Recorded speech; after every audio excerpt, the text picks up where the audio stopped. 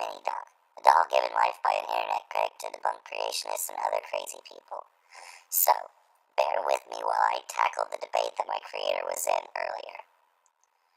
The debate sparked when my creator commented on this post, and this is his exact comment. Well, the debate went on for a bit with my creator trying to get this person to admit God's plan consisted of bad things like cancer and suffering. This conversation was fairly one-sided until someone else chimed in. I shall refer to him as Leroy. A back and forth commenced, and Leroy said that he got his life instructions from the Bible, to which my mighty creator asked if Leroy was alright with the idea of genocide, since Leroy claimed that to get life instructions from the Bible.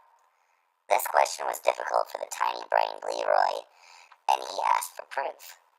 Well, after a long search of about 0.2 nanoseconds, the creator found these gems.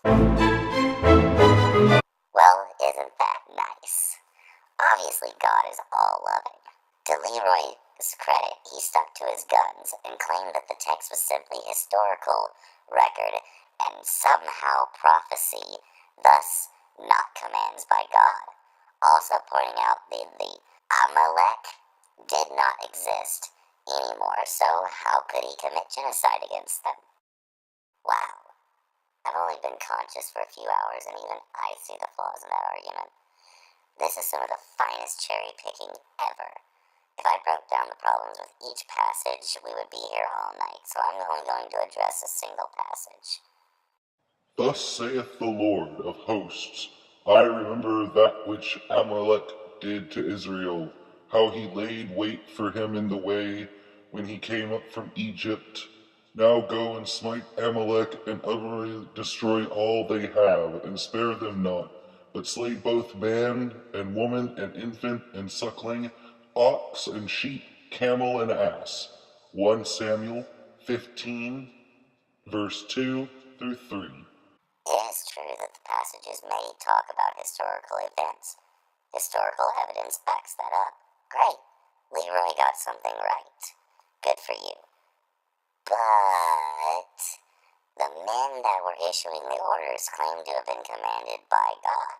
So either they were lying, or God wanted them to ice some fools. God was kind of like Robert De Niro in The Untouchables, even calling for the slaughter of the animals. I want his family dead. I want his house burnt to the ground. I want to go to the middle of the night. I want to piss on his ashes. I'm surprised the passage didn't call for them to salt the earth after they were done. On the Amalek. Oh, who are the Amalek? Well, that gets a little tricky. See, there was a tribe of nomads called the Amalek back in biblical times. But over the years, the word has been used to describe pretty much anyone deemed an enemy of God and his chosen people, which over time has included people like the Germans, the Armenians, the Arabs, and atheists. Well, look at that. Seems like the Amalek still exist. Our dear friend Leroy must be one of those parkour guys with the incredible leaps over logic hurdles.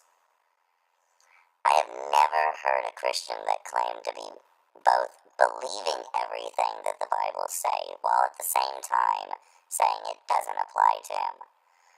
Have I just discovered a new creature? I think so. Well, that means I get to name it. So I'm going to come up with Hippocraticus Leroyicus. Well, friends, that's all for now. But